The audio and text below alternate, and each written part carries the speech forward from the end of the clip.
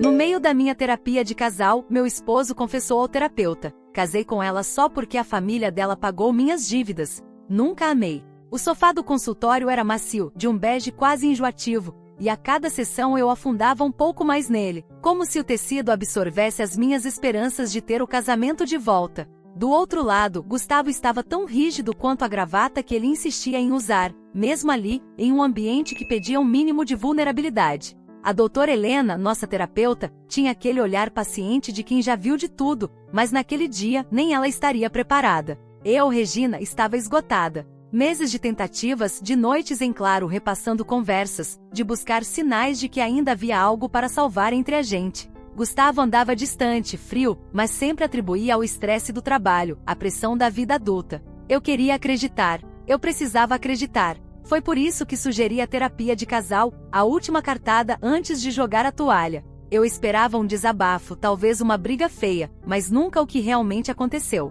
A sessão estava morna, como a maioria delas. Falávamos sobre a comunicação, sobre a falta de entusiasmo, e eu tentava, com todas as minhas forças, puxar dele qualquer emoção. Gustavo, você se sente feliz neste casamento? Doutora Helena perguntou com a voz suave, tentando uma abordagem mais direta. Eu prendi a respiração. Era a pergunta que eu mesma queria fazer, mas temia a resposta. Ele demorou alguns segundos, olhando para um ponto fixo na parede, como se estivesse lendo uma placa invisível. Meus olhos estavam fixos nele, famintos por um sinal, um piscar, qualquer coisa que indicasse que a chama ainda existia. Quando ele finalmente abriu a boca, o tom de voz era monocórdico, sem um pingo de emoção, como se estivesse lendo uma lista de compras. Casei com ela só porque a família dela pagou minhas dívidas. Nunca a amei. Aquelas palavras atingiram meu peito como um soco. O ar me faltou. Não houve raiva imediata, apenas um vácuo. Um buraco negro se abriu no meu estômago. Minha visão embaçou e eu senti as lágrimas quentes começarem a escorrer, mas não conseguia chorar em voz alta. Era como se uma parte de mim tivesse morrido ali, naquele sofá bege. As dívidas que meu pai, Elias e minha mãe, Ana, tinham insistido em quitar antes do nosso casamento, como um presente para que começássemos a vida a dois sem pesos. Eu me lembrei das reuniões de família, das conversas discretas. Nunca imaginei que aquele gesto de generosidade seria a moeda de troca para o meu inferno pessoal. Doutora Helena tentou intervir. Gustavo, você tem certeza do que está dizendo? Isso é muito sério. Mas ele apenas deu de ombros, sem desviar o olhar vazio da parede. Eu não conseguia mais respirar no mesmo ambiente que ele. A traição era tão profunda que se manifestava fisicamente. O ar parecia rarefeito.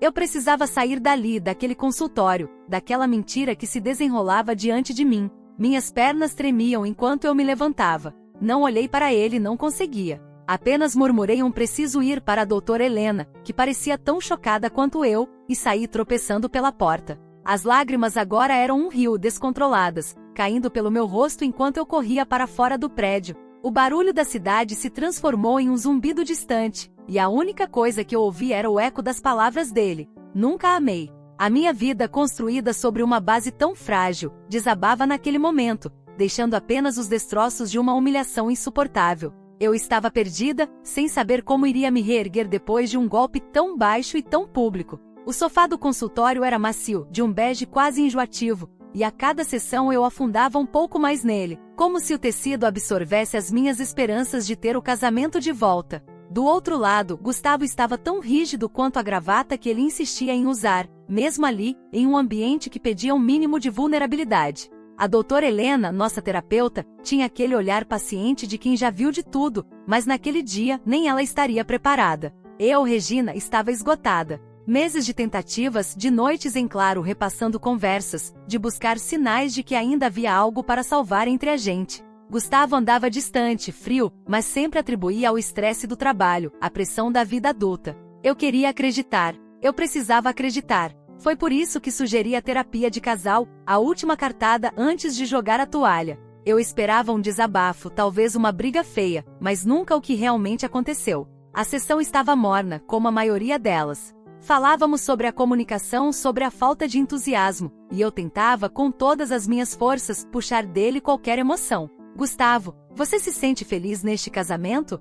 Doutora Helena perguntou com a voz suave, tentando uma abordagem mais direta. Eu prendi a respiração. Era a pergunta que eu mesma queria fazer, mas temia a resposta. Ele demorou alguns segundos, olhando para um ponto fixo na parede, como se estivesse lendo uma placa invisível. Meus olhos estavam fixos nele, famintos por um sinal, um piscar, qualquer coisa que indicasse que a chama ainda existia. Quando ele finalmente abriu a boca, o tom de voz era monocórdico, sem um pingo de emoção, como se estivesse lendo uma lista de compras. Casei com ela só porque a família dela pagou minhas dívidas. Nunca a amei. Aquelas palavras atingiram meu peito como um soco. O ar me faltou. Não houve raiva imediata, apenas um vácuo. Um buraco negro se abriu no meu estômago. Minha visão embaçou e eu senti as lágrimas quentes começarem a escorrer, mas não conseguia chorar em voz alta. Era como se uma parte de mim tivesse morrido ali, naquele sofá bege. As dívidas. As dívidas que meu pai, Elias e minha mãe, Ana, tinham insistido em quitar antes do nosso casamento, como um presente para que começássemos a vida a dois sem pesos. Eu me lembrei das reuniões de família, das conversas discretas. Nunca imaginei que aquele gesto de generosidade seria a moeda de troca para o meu inferno pessoal. Doutora Helena tentou intervir. Gustavo, você tem certeza do que está dizendo? Isso é muito sério. Mas ele apenas deu de ombros, sem desviar o olhar vazio da parede. Eu não conseguia mais respirar no mesmo ambiente que ele. A traição era tão profunda que se manifestava fisicamente. O ar parecia rarefeito. Eu precisava sair dali, daquele consultório, daquela mentira que se desenrolava diante de mim. Minhas pernas tremiam enquanto eu me levantava. Não olhei para ele, não conseguia. Apenas murmurei um preciso ir para a doutora Helena, que parecia tão chocada quanto eu, e saí tropeçando pela porta. As lágrimas agora eram um rio, descontroladas, caindo pelo meu rosto enquanto eu corria para fora do prédio. O barulho da cidade se transformou em um zumbido distante, e a única coisa que eu ouvi era o eco das palavras dele. Nunca a amei. A minha vida, construída sobre uma base tão frágil, desabava naquele momento, deixando apenas os destroços de uma humilhação insuportável. Eu estava perdida, sem saber como iria me reerguer depois de um golpe tão baixo e tão público. Os dias de isolamento e autocomiseração ficaram para trás, substituídos por uma energia que eu não sabia que tinha. Era como se o veneno da humilhação, ao invés de me paralisar, tivesse me imunizado e me dado uma força sobre-humana. Minha primeira atitude foi retomar o controle da minha vida profissional. Eu trabalhava como gerente de projetos em uma empresa de tecnologia, e mesmo com a dor latente, decidi que era ali que eu começaria minha escalada. Pedi uma reunião com meu diretor, não para reclamar ou desabafar, mas para apresentar um plano ambicioso de reestruturação de um dos nossos principais setores. Eu precisava de um desafio, algo que consumisse minha mente e me desse um propósito além da minha dor.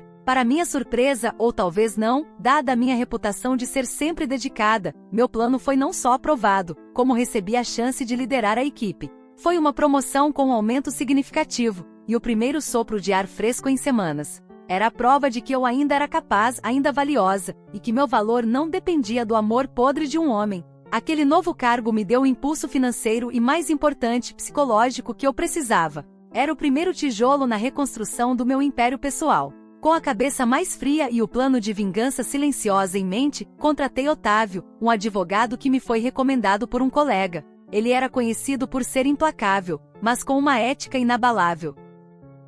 Expliquei a situação, omitindo os detalhes mais íntimos da confissão de Gustavo no consultório, mas deixando claro que eu queria o divórcio da forma mais limpa e justa possível, garantindo meus direitos. Otávio ouviu tudo com atenção, acenando de vez em quando. Regina, ele me disse, com uma seriedade que me tranquilizou, vamos fazer isso da forma certa. Ele não vai sair impune das suas atitudes. A parceria com Otávio me deu uma sensação de poder que eu havia perdido. Ele me ajudou a entender que eu não estava sozinha nessa batalha. Gustavo, claro, tentou dificultar as coisas. Quando as primeiras notificações do divórcio chegaram, ele reagiu com uma mistura de incredulidade e fúria. Ligava para mim, tentava me encontrar, mas eu o bloqueei de todos os lados. As mensagens de texto eram uma enxurrada de acusações, de tentativas de me fazer sentir culpada por destruir nosso casamento. Ele me chamava de ingrata, de impulsiva, dizia que eu estava agindo de cabeça quente. Era patético. Ele não conseguia entender que a Regina que ele conhecia, a que se lamentava e perdoava, tinha morrido. Eu não respondia, não dava palco para o show dele. Otávio foi fundamental para me blindar. Cada tentativa de manipulação de Gustavo era interceptada e neutralizada. Descobrimos que ele estava tentando esconder bens, atrasar o processo, mas Otávio estava sempre um passo à frente. O que Gustavo não sabia é que, para mim, o divórcio não era apenas um processo legal. Era um ato de libertação. Cada papel assinado, cada audiência, era um passo para longe daquela farsa. Ele achava que estava me atingindo ao dificultar, mas na verdade, estava apenas confirmando o quanto eu estava certa em querer distância. A cada pequena vitória legal, eu sentia um gosto doce de triunfo. Ele me subestimou e essa seria sua ruína. A vingança estava em me fortalecer, em mostrar a mim mesma, e a ele, que eu era muito mais do que a mulher que ele pensou ter enganado. Minha vida nova ganhava contornos mais nítidos a cada dia. O novo ritmo de trabalho era intenso, mas gratificante. Eu me sentia viva de novo, desafiada, e as pequenas vitórias na empresa eram um bálsamo para as feridas que Gustavo havia deixado. O divórcio, graças à astúcia de Otávio, caminhava a passos largos, e Gustavo estava cada vez mais acuado. Ele tentava manobras desesperadas, mas a documentação que tínhamos e a frieza dos fatos estavam contra ele. Ele não podia negar a dívida, não podia negar o acordo, e muito menos podia negar a confissão que, embora não pudesse ser usada formalmente no processo, era a verdade que me impulsionava. A vingança silenciosa, no entanto, não seria completa sem que as pessoas certas soubessem a verdade. Não era sobre escândalo, mas sobre justiça e sobre o caráter dele vir à tona. Meu alvo não era o círculo social em geral, mas especificamente a família dele. Eu sabia que a irmã de Gustavo, Natália, uma mulher orgulhosa e com um senso de honra muito forte, seria a porta de entrada.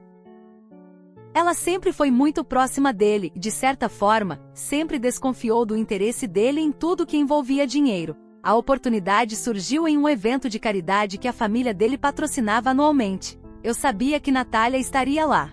Respirei fundo, vesti minha melhor roupa e fui. Não era para causar alvoroço, mas para ser vista, para mostrar que eu estava bem forte, e que ele não havia me destruído. Quando a encontrei, cumprimentei-a com a maior cordialidade possível. Ela parecia surpresa em me ver, mas retribuiu o cumprimento. A conversa começou trivial sobre o evento, sobre a vida.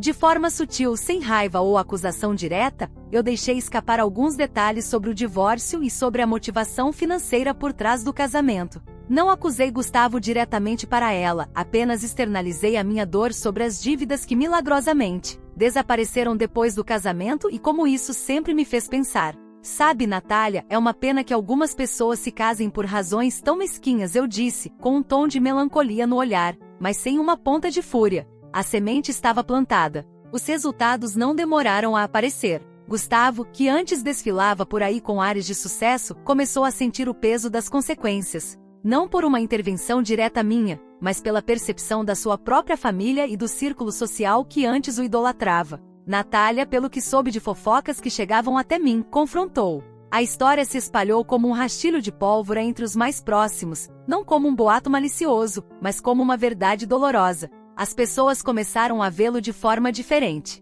Convites para jantares diminuíram, olhares de desprezo se tornaram mais comuns, e a confiança que ele tanto prezava começou a ruir. Ele estava sendo isolado, não por um escândalo público, mas pela sua própria falta de caráter. Enquanto a vida de Gustavo desmoronava discretamente, a minha florescia.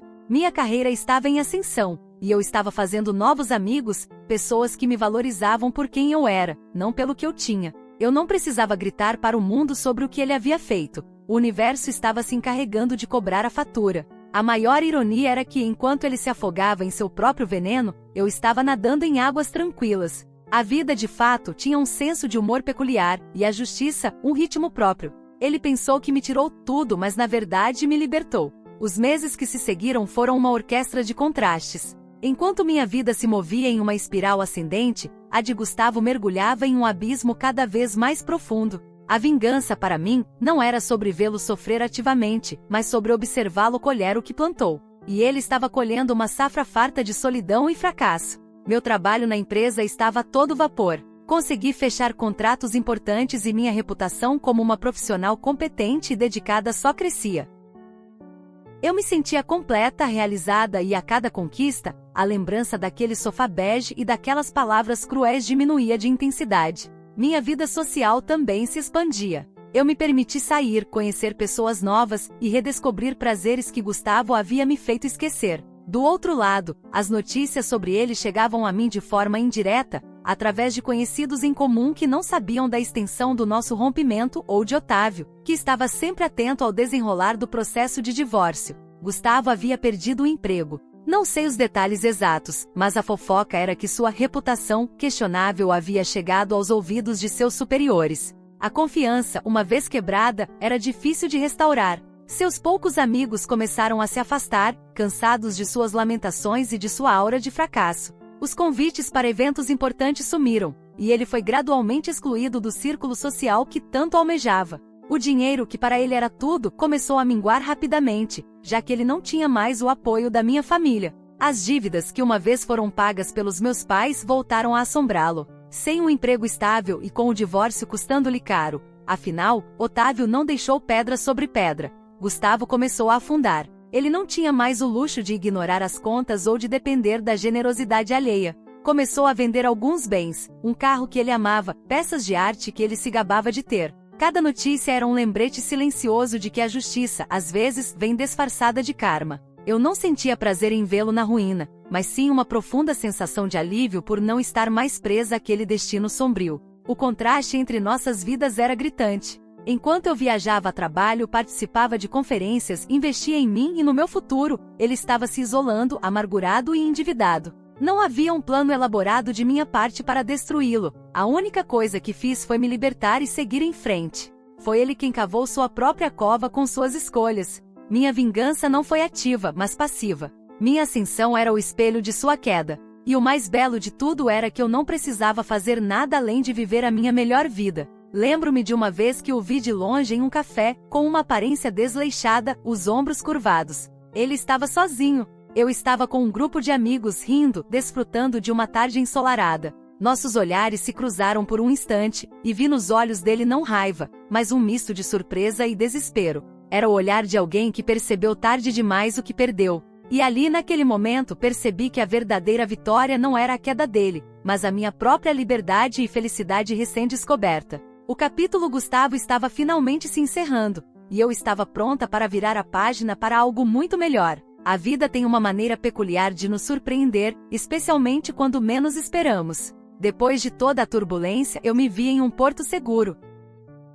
Meu novo cargo se consolidou, e eu recebi uma proposta para liderar um projeto inovador que exigiria uma temporada em outro país. Era uma chance única, o tipo de oportunidade que eu sempre sonhei, mas que meu casamento havia engavetado. Com o divórcio finalizado e Gustavo fora da minha vida de uma vez por todas, eu não tinha mais amarras. Aceitei sem pestanejar. A mudança de país foi revigorante. Longe de qualquer lembrança dolorosa, pude me reinventar completamente. Conheci pessoas incríveis, explorei culturas novas e pela primeira vez em muito tempo, senti a leveza de ser eu mesma, sem máscaras ou defesas. Foi durante essa fase que a vida me apresentou Alex. Ele era engenheiro, colega de trabalho em um dos projetos, e nossa conexão foi instantânea e orgânica. Alex era gentil, inteligente e, acima de tudo, transparente. Não havia jogos, não havia segredos. Com ele descobri o que era um relacionamento baseado em respeito mútuo e carinho genuíno.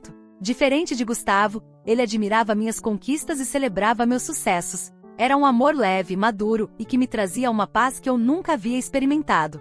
Um dia, recebi uma mensagem. Era de Gustavo. Meu coração disparou por um segundo, mas não de dor ou raiva, e sim de curiosidade. Ele havia conseguido meu novo número por algum conhecido. A mensagem era longa, cheia de arrependimento, de pedidos de desculpas vazios. Ele dizia que havia sido um tolo, que perdeu tudo, e que a confissão na terapia foi um momento de fraqueza, que ele não me amava, mas que eu era importante para ele. Pedia uma nova chance, dizia que havia mudado. Eu li cada palavra com uma distância quase clínica. Não sentia raiva nem compaixão, apenas uma imensa indiferença. Respondi com apenas uma frase: Gustavo, você não me deve explicações, e eu não te devo mais nada. Minha vida seguiu, e eu desejo que você encontre seu caminho. Eu bloqueei logo em seguida, sem um pingo de remorso. Aquele capítulo estava selado. Não havia mais nada a ser dito ou feito. A vingança, eu entendi, não estava em vê-lo rastejar, mas em ser tão feliz que a existência dele em minha vida se tornasse irrelevante.